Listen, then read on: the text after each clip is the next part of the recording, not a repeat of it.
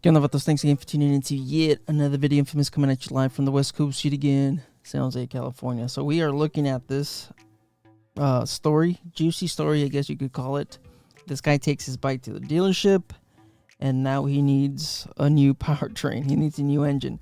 So based off of the comments I've been reading, of course, I left a couple comments on the post, just trying to get some fine details, but based on what I believe or what I'm trying to figure out as a service writer, or, you know, my experience as a service writer for dealers, of course, I'm trying to piece together what I believe probably happened. All right, so of course, this guy takes his bike. I'm guessing it's a 2022 Street Bob. I'm not entirely sure what year it is, but it looks like it's a 2022.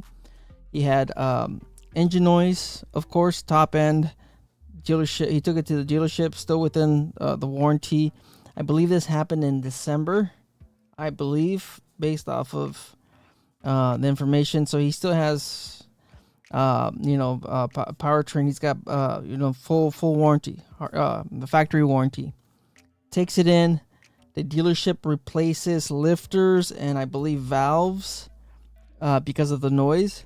If you guys seen my previous posts or, posts from Marvel Kid 87, there's a little bit of, thousandths of an inch spacing between the heads, the valves, the rocker arms, and that's what's causing some of that noise. So I'm guessing they replace those components. Now, based off of, like I said, the feedback and what other people, because there's 234 comments, it appears that the mechanic probably didn't fully seat the oil cooler hoses when he put the bike back together. So then, of course, he rode the bike, oil got all over the place, took it back to the dealership, and then they replaced the oil cooler. So who knows? There's a chance that the mechanic punctured the oil cooler, because I'm like I said, I'm just based off of my experience, what I'm trying to, what I believe probably happened, it was either that the oil hose wasn't fully seated, or maybe the mechanic, when removing the oil cooler to get to, of course, the top end, there's a chance he probably punctured the oil cooler, causing it to leak. So then he takes it back to the dealership, and by this time, it was December, or I believe he got the bike back in December. So then Harley-Davidson, of course, replaced the oil cooler, and what it appears, what I believe happened, because he did mention that he rode the bike for 1,200 miles, I believe. Not entirely sure on that detail, but that's like the key detail in this issue, right? If you rode the bike, you got the bike. If you rode the bike for 1,200 miles and then you found out that it was low on oil, the dealership's gonna put that blame on you as the customer. All right. So like I said, it really depends on that detail, because it seems like he did ride the bike with the new oil cooler for 1,200 miles, and then he found out.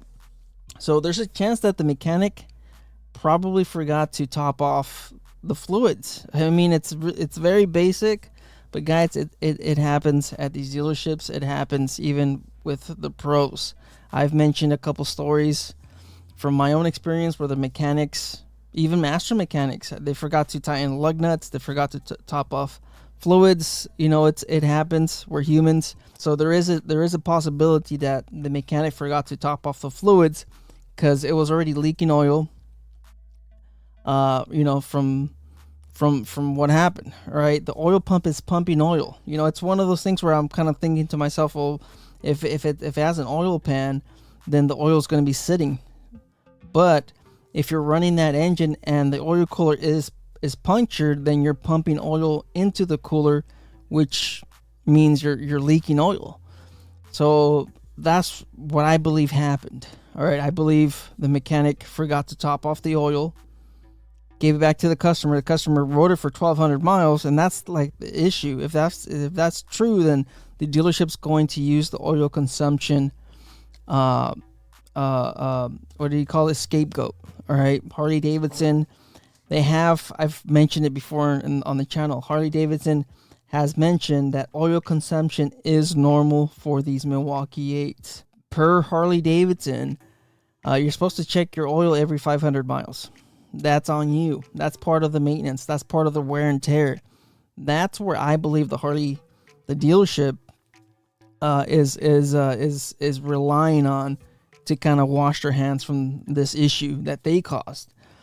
So, if you're out there and you're taking your bike in for service, check your oil every 500 miles. Even like I mentioned, even if he rode it for 1,200 miles, he should have checked the oil level at 500 miles. If he would have checked his oil level at 500 miles, there's a possibility his bike would have been okay. Yes, I'm just saying, running your bike low oil for 500 miles sucks, but it's not as bad as running it for over. All right, so somehow Streamlabs crashed. So, anyways, where were we? Where we're talking about? I completely lost my train of thought. We were talking about oil consumption.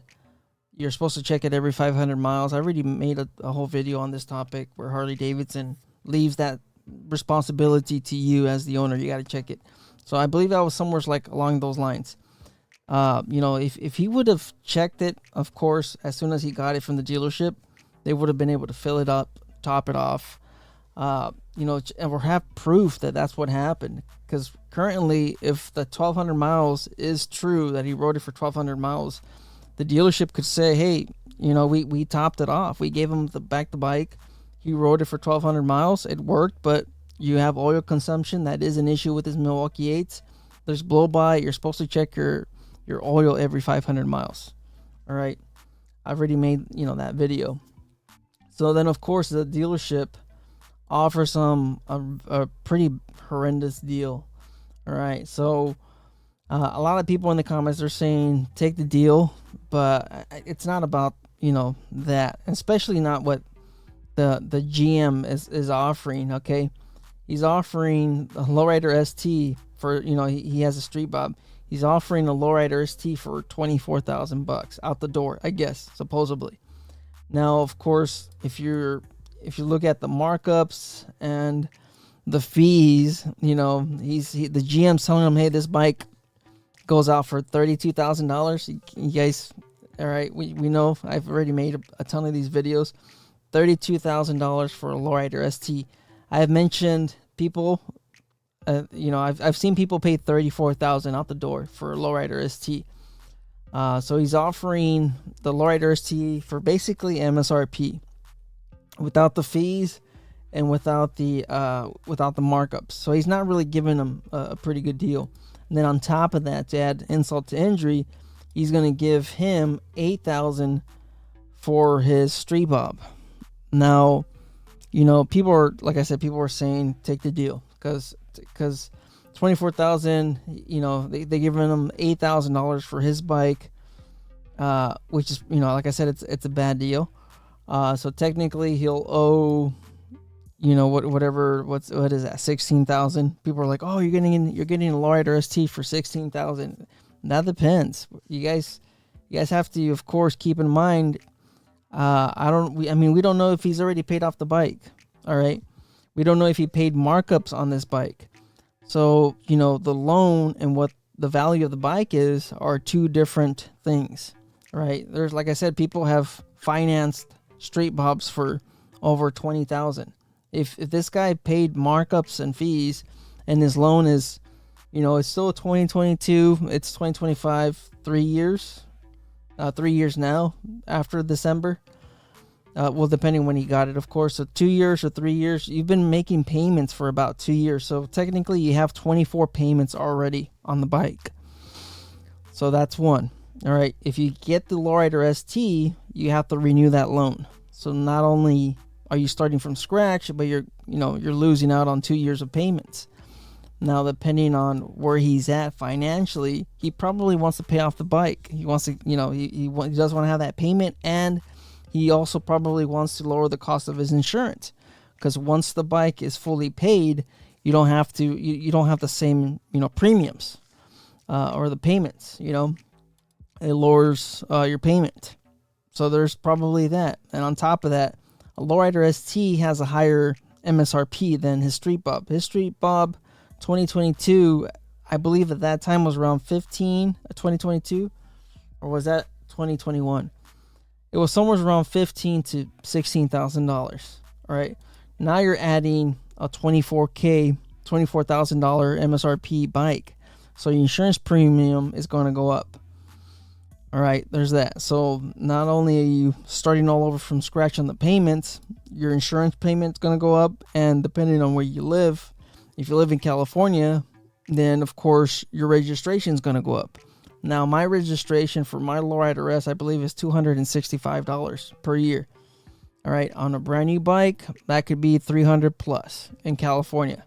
So not only is your insurance going to go up, your registration or your tax is going to go up, and then of course your insurance payment's going to go up.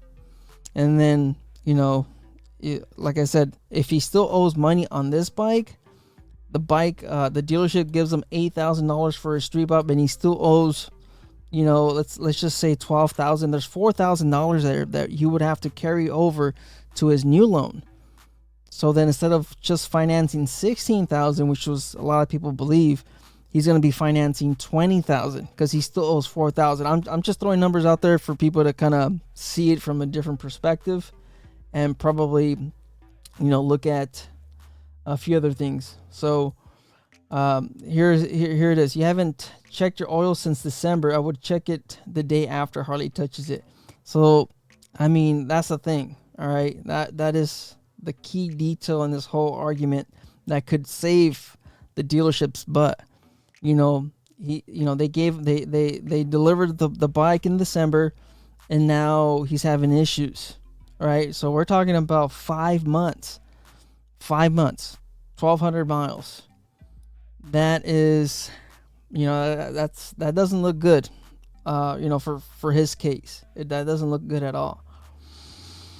So I don't know what's gonna happen. I mean, I made a comment, like I said, if the 1,200 miles is true, he's going to have to probably contact Harley-Davidson and see if they could probably get, you know, the manufacturer involved in this, and see if they could resolve this issue before it goes, you know, viral or whatever. So I'm going to, you know, leave it up to you guys. You guys can decide. Like I said, by me mentioning 1,200 miles, I'm not putting the blame on the owner, but the dealership will use that against Andy. You know, the guy that's having this issue. They're going to 100% use that detail against them.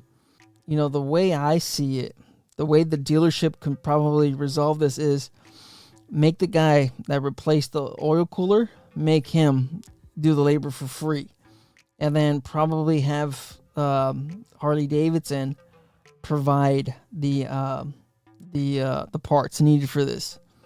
You know, I'm just saying, if you want to do it, if you want to punish the mechanic for, you know, causing this issue, I just wish that they had caught it sooner. That's it. But man, you know, that's 5 months, 1,200 miles. It's going to be tough to prove his case. But you know, the dealership could I mean, we're looking at probably 6 to 8 hours worth of work here, book time. 6 to 8 hours book time.